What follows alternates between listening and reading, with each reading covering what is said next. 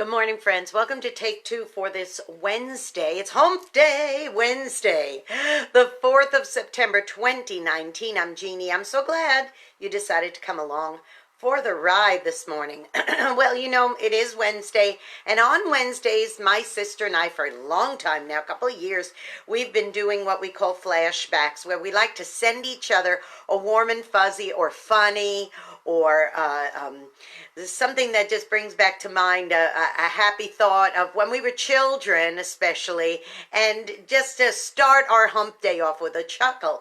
And this morning she sent me a real funny one, and it was from way back when, years and years and years ago. I think it might have been 1971.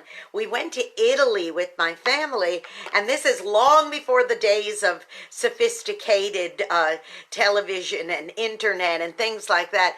But we went to Italy, and while we were in Italy, we were watching television, which, believe me when I say, it really lacked. As a matter of fact, I think RAI television, RAI television, which is the Italian television broadcasting systems there, RAI television, I think, had 2 channels at the time for the whole country. So we were really bound to whatever RAI was going to show us. Well, anyway, we were watching TV, and they kept having this ad and this promotion for the movie Pal Joey, the old Frank Sinatra classic from the 40s or 50s, whenever it was going to be shown on RAI television. So it was like this big buildup, and we were so excited because it was something at least that we knew about, because we didn't know all this other television programming, which was really, really, really bad. Well, anyway, finally, Pal Joey is on. So we're at my aunt and uncle's house in Francavilla, Italy, and we're sitting in front of the television, and Pal Joey comes on. Well, of course, it was dubbed in Italian. The whole thing was dubbed in Italian. And, of course, we knew what Frank Sinatra's voice was supposed to sound like, and this voice didn't match at all. And here's the kicker that is just hilarious, and that is this. Even though it was all dubbed in Italian, the speaking part, I guess because of rights or for whatever reason, or would be far too labor-intensive, all the singing was the regular original singing from the movie. So you had Frank Sinatra singing in English with his regular singing voice, his booming singing voice, but then the talking part just did not seem to fit. It was ridiculous. It was like, wait a minute, how could he talk like this with one completely different voice, and then, on the other hand, sing his Frank Sinatra songs and sing them with a completely different voice? It just did not seem to fit. No matter how hard these filmmakers tried, it simply was trying to put a square peg in a round hole. It didn't fit. It just did not fit.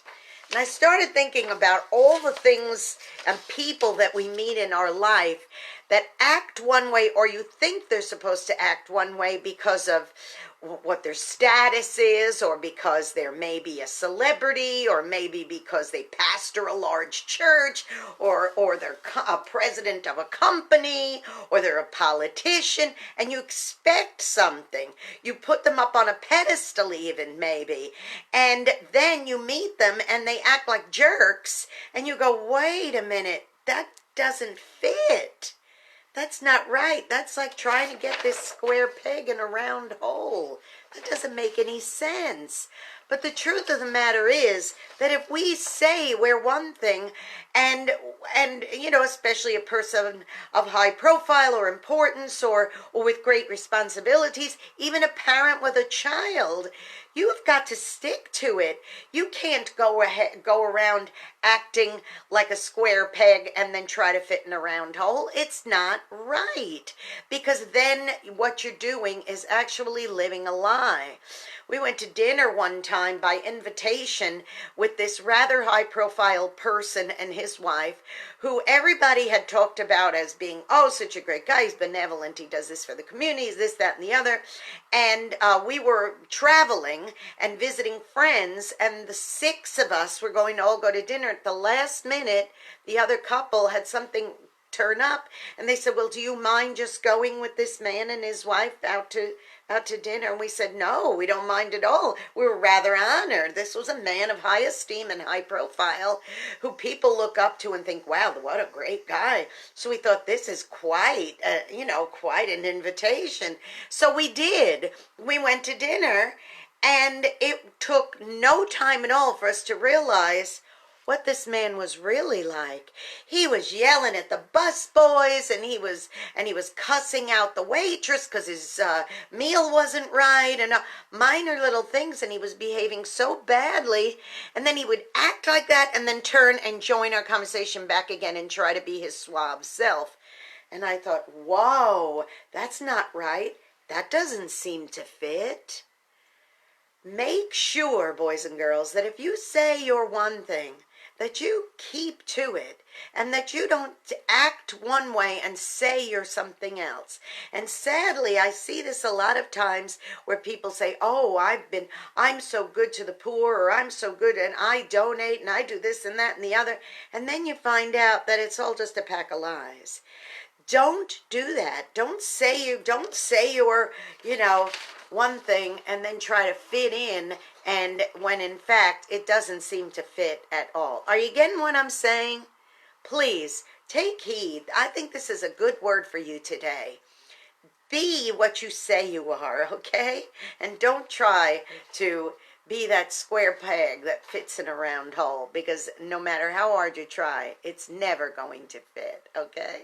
Hey, go be a blessing to somebody today. You may end up being the only one who is. And remember, if you know somebody who's kind of living a double life by saying they're one thing but they're really behaving a different way, or if you think maybe that might be you, check yourself and go be an encouragement to that person and just say, hey, wait a minute, let's take this one step at a time without being judgmental, okay? Please, by all means.